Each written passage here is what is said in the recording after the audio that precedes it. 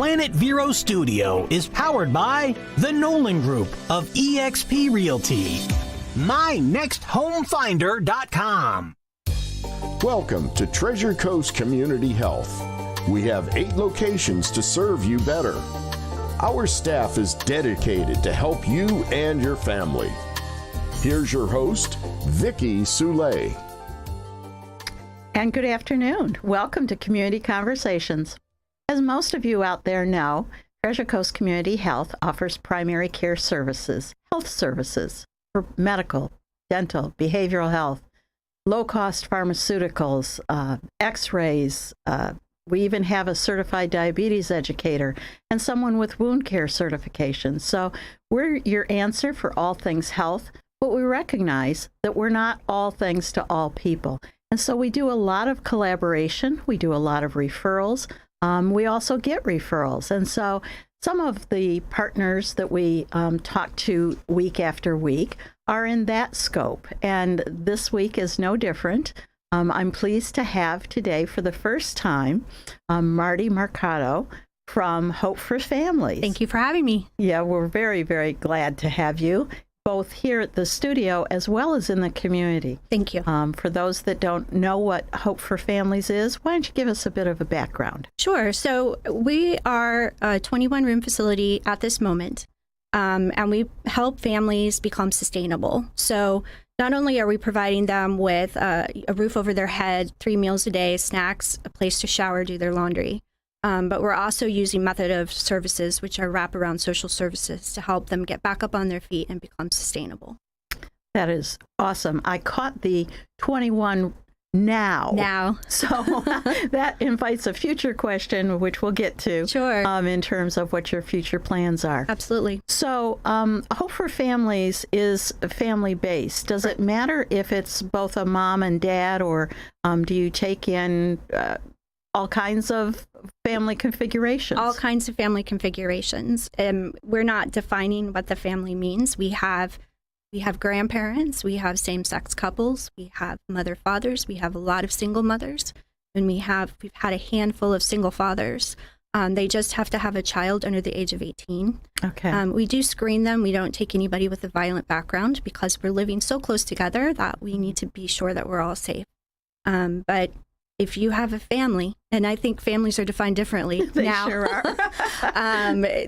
we want to help you. Okay. And so are there other considerations for people who would look to you as a short-term? I'm assuming Hope for Families is short-term. Maybe we should start with that. Well, I think 3 or 4 years ago, it was short-term. It was a 90-day program where people would come in and, they were just down on their luck. Maybe something happened and they just needed to get back on their feet. So they would come in with a 30, 60, 90-day plan. And then at the 90 days would be looking for affordable housing. The key there is affordable housing. Yeah. There's really not affordable housing right now. No. So, and then we stack on top of the unavailability of affordable housing and put COVID on top, which COVID affected our families just incredibly. It was tough. Yeah. So now we're seeing an average stay from 6 months to a year. Oh, my. And so our numbers are a little lower, where in the past we would do 262 fiscal year of individuals helping. Okay. Now we're like at 163 to 169. I just I can't put somebody out on the streets if there's nowhere for them to go. So when you're talking about 169, that's families, individuals, parents only? Individuals. Okay. Right, we're about at 148 to 150 children in a year. So our families are big that come to us. Very rarely do we get one adult and one child. So we're looking at families of 3, 4, 5. More than you can pack in a car, which unfortunately has become a new place where people live. We have people pull up in our driveway in cars. Oh my. And unfortunately, this number is extremely staggering, but we have a wait list of 50 families. Wow. Which is why we're looking at more options. So do you want to talk about what those are, or Sure. would that put you in a bad spot? No. Well, so I came on and it's been kind of a whirlwind. I've been here exactly a year on the 7th, and we noticed just this influx of people needing support. So we have land, if you've ever been up to the facility, we have land that is on, I guess it would be the east side, and there was another house that was on the east side of the property. Well, that was given to us basically by a large donor. And so we opened up what was called the Hope House. So we converted that single family home into it's a beautiful home. Everything was donated inside of it.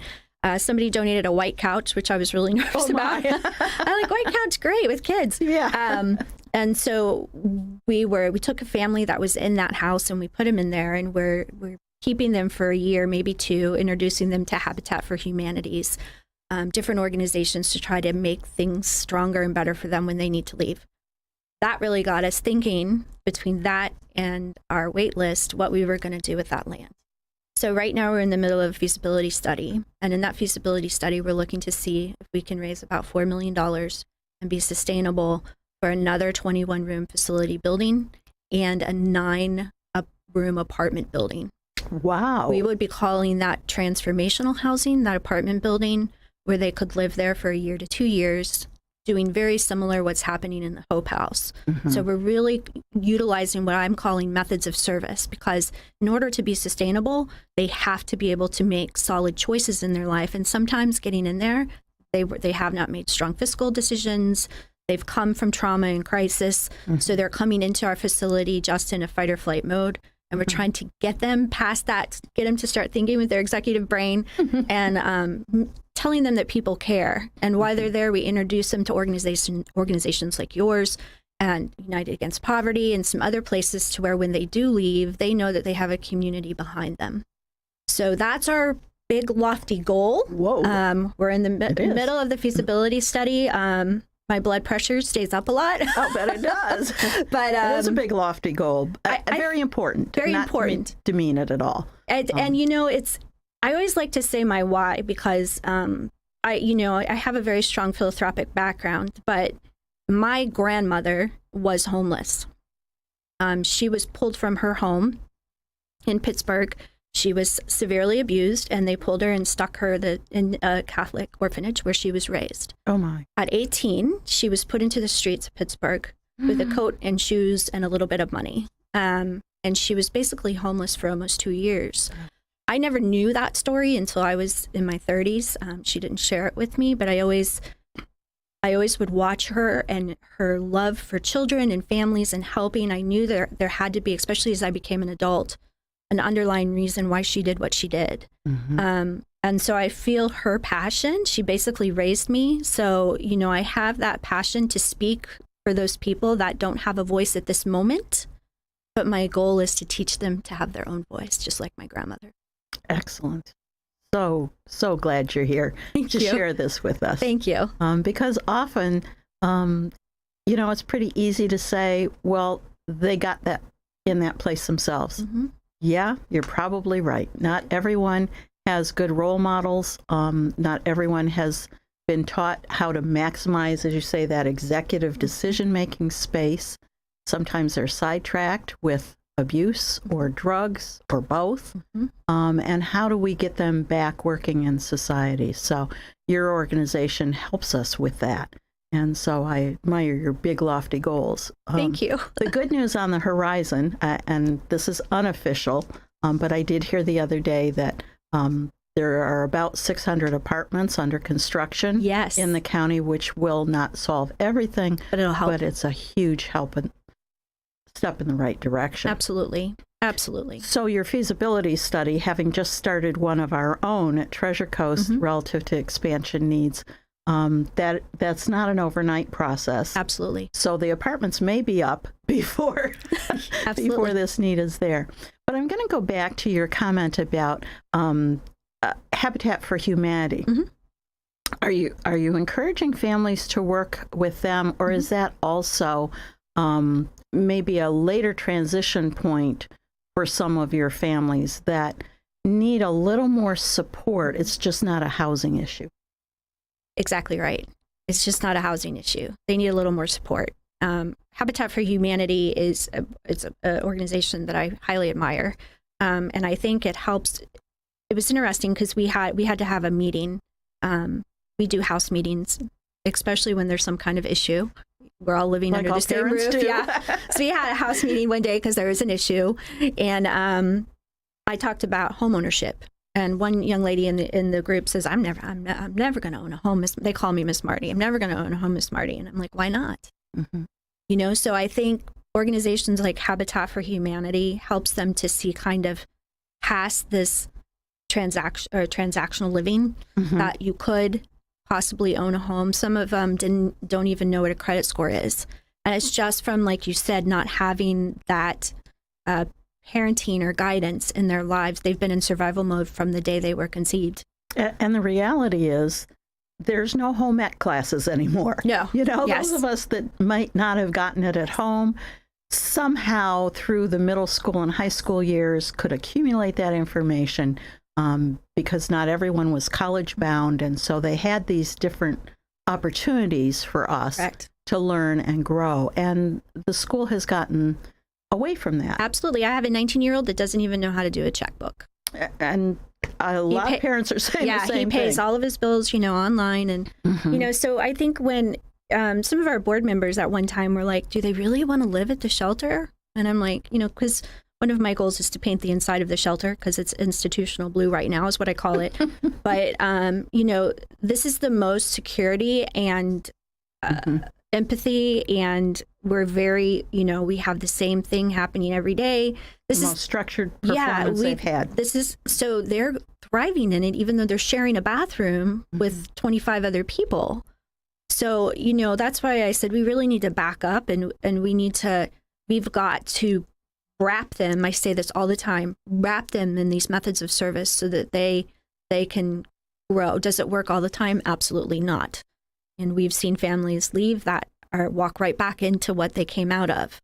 But we look at that as they're not ready. And they may never be ready, but we can't stop what we're doing because there are success stories. Are ready. The majority of them Absolutely. are success stories. Yep. So we're going to take a short break so we can have a word from our sponsors, and then we'll come back and we'll have more discussions about what life in a shelter is like. It's wonderful. Thank you.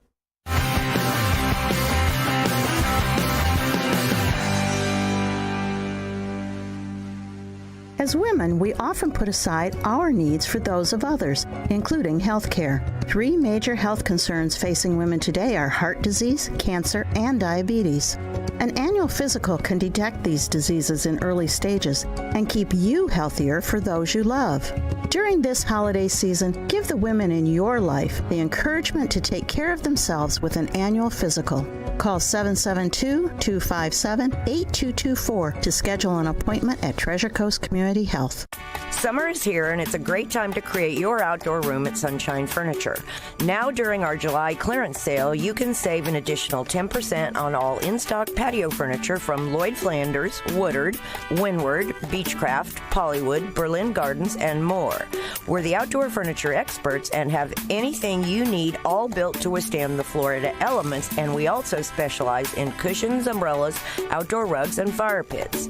For inside, we have the largest selection of coastal sofas, sleeper sofas, dining sets, recliners, and bedroom groups in light and airy coastal colors by Four Seasons, Capri, and Universal, including a gallery of Tommy Bahama. Come in now for our July sale, including 50% off all pictures, lamps, and accessories. Sunshine Furniture, $12.95 US 1 in the Publix Plaza, Vero Beach. Visit our website at sunshinefurniturecasual.com. Also, don't forget our outlet and sales center right across the street. Sunshine Furniture. Revive Vero Beach, located next to Anytime Fitness on Oslo Road and 27th Avenue, has everything you need to look and feel your best, including hormone replacement therapy, stem cell therapy, sexual wellness, weight loss, laser aesthetics, hair, tattoo, and skin spot removal, Botox and fillers, cryotherapy, comprehensive blood work, and everybody's favorite, ozone and IV therapy. Refresh, renew, and revitalize yourself at Revive today. Call 772-492-6607. A member of the iTex trading community. Your iTex dollars are welcome. And welcome back to Community Conversations. If you're just joining us on the radio, my name is Vicki Soule. I am the CEO of Treasure Coast Community Health. And it's my honor and privilege to have a conversation with many of our community members who do so much good within the community. For many of them, they are our partners, collaborators, and other do-gooders I've been accused of. But the reality is that many folks no longer get the newspaper. We hope that the information that you get on the radio, you feel justified in sharing with others because, again, knowledge is power, and this is a wonderful community.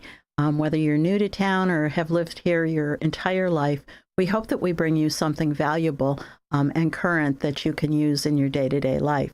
So to that end, we've invited Marty Mercado from the Hope for Families group to come in and talk about their home where you now have 21 rooms. And they're all full. And a wait list. So not to dash your hopes. But we were talking about what it's like, what it's been like. And during the break, I did apologize because I had closed the session by saying, something about a shelter. And there is a difference between a shelter and a home. You started as a shelter, but as we talked about, you can't put people out where there is no transitionary housing for them. So it's really a home, and yet the essence is you've got 21 rooms filled with strangers to each other. So I asked you about safety and security. Absolutely. So if we could kind of roll that conversation back. Absolutely. And I've been really strong about working with my case management team at calling our residents and our home residents. And when we have meetings, I call it a house meeting, and I'm like, this is your home, take pride in it. But when they walk through the door, like you said, I don't know about you, but when I was a teenager, just growing up with my brother and sister was violent at times. Trying to get in the bathroom, everybody get in the bathroom. So you're right. Yeah. So you take all these strangers, and the back half of the shelter has dormitory style bathrooms. So we have people sharing bathrooms. The front part, as they're trying to transition out, they share a Jack and Jill bathroom. Okay. So here we go. We have all these people. And so my number one priority was helping them, making them feel safe, because by the time they get to us, something has already happened in their life that has made them uncomfortable. They've been sexually assaulted or physically assaulted or anything in that manner. It's tough out on the street. It's tough. It is. So they come to us. We're perfect strangers. There's a house full of strangers, and we're asking them to trust us. So we give them a couple weeks just to get to know us. I do every night what's called a walkthrough. I walk through the entire facility, talk to people, see how they're doing.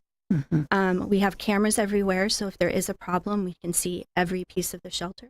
No more he said, she said. No more he said, she said. We also have a sign-in, sign-out process so that we know who's in the shelter, who's not in the shelter. I'm sure the fire marshal appreciates that. Yes. Fire drill over there is crazy. I'll bet. And then we also work with the children and, making sure that they feel safe and comfortable. So the reading resource room has been built. And so the kids have a safe space where they can go in there and read if they want to quietly read, some comfy little spots that they can get into. So it was very important for me to make them feel comfortable. And again, my next phase in August is we're painting the center because it is that nasty blue. So we have resources in place to make sure everybody's safe. We had one family that came in. She was a single mom and had 2 children, and they had come up from somewhere down south and were actually living on the beach. When the children came to us, they had been outside quite a bit, so they had mosquito bites. They were swimming in the ocean and got sand fleas in their skin. Yep. And so we helped them come in. She did not trust us at all. She had been through horrific experiences. She kept her hoodie on, and I could only see her eyes. And I called her the stealth mama because she would just appear behind me. I didn't even hear her come up. And I'm like, you've got to quit doing that. You're scaring me. But we just made sure as a staff that we talked to her every day. We let her know the safety zones, and we asked her how she felt, what made her feel safe. And so we helped to accommodate some of that with her. It took her a minute to find a job because of her anxiety, but she finally worked through that.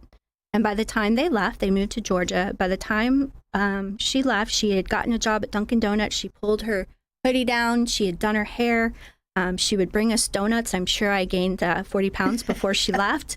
And she was speaking to us. Wonderful to see that growth. Yes, she still had a long way to go, but the fact that she was speaking with us was a big deal. I hardly know what to say, because that transformation, that restoration of safety and security is difficult to find, particularly without a strong support system. Absolutely. So you have other staff. Do you have volunteers that come in? We do. On a regular basis? We do. We have, we were kind of in the weird COVID space that everybody's been in, you know. Yeah.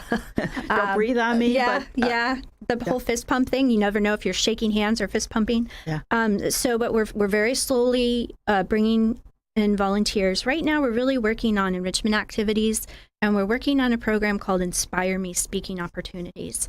So we have a lot of teens right now in the shelter, a lot of spunky little teens. And I'm getting ready to have an empty nest, and I'm like, wow, I have like 17 other teens now.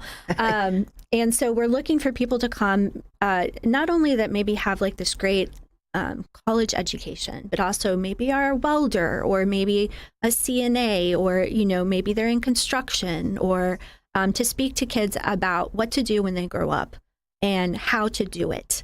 And sometimes for them, if they see that person and they can actually sit down and talk and be in our reading resource room, and it makes a huge difference in how they're going to move forward in their education process. My big thing is not everybody is going to go to college. So if they can find a vocation that they can be successful at and feel comfortable with, I'm all for it. So we're looking for people to come in and speak. It would be a weeknight. Okay. And they can talk about what they do. We're also looking for people to come in, and we always have little projects that need done.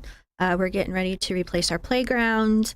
I need a whole shelter painted. I don't know if everybody understands that that's my big theme right now. So if you like to paint, please come see us. Well, I know you said August, but the United Way has actually got their day of service. That's what we've put in for that. Sorry. No, that's okay. This is terrible. I'm coughing. My phone's going off.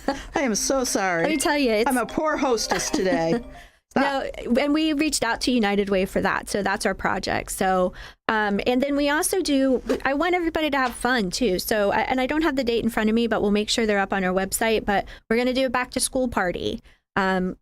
I used to do that with my kids, get one of those slides and slide down the water, you know, and then we do the last day of summer is what we called it. Yeah. And then we did, last year we did a Halloween party, a trunk or treat. We had a really great time. And Thanksgiving, I talked to the kids about doing community service. Unfortunately, COVID got heavy in the shelter then, but our goal was to teach the families how to serve also that are in the shelter. So we were going to put together some kind of service project for our residents to do. But COVID was very prevalent in Thanksgiving time. And then at Christmas time, we read, my husband came down, and we had Santa Claus visit, which was our board president dressed up like Santa. I know, right? Yeah. In fact, when I was a little guy, he got into his car and he's like, "Where's your sleigh?" And his wife goes, "It's in the shop." I'm like, "Good thinking." But for me, it's creating those, those memories so that maybe they'll take them. We read the night before Christmas as a group. We all got them all matching pajamas. So what I hear you saying is grandparents whose children aren't around, empty nesters that would like to spend a day or several making a difference in their lives. Absolutely. How would they contact you then for that? They would reach out, just go to our website at hopeforfamilies.com, and they can also stop by. So I think you gotta give them the address. I will give them the address. It is 724th Street, Vero Beach, Florida. Okay. I like for volunteers to spend some time because it's not easy work. Yeah. So, some days you leave as a volunteer and you're crying. Other days you leave as a volunteer and your soul's filled. So you have to be ready for that emotional. Well, thank you, Marty, for telling us about it. Absolutely. It is a great opportunity for a select group of people that want to make a difference. Absolutely. And I hope that you're part of that. Be sure to come back next week. I promise my phone will be off, my tickle will be gone, and we'll have a great conversation again. Have a wonderful evening, all.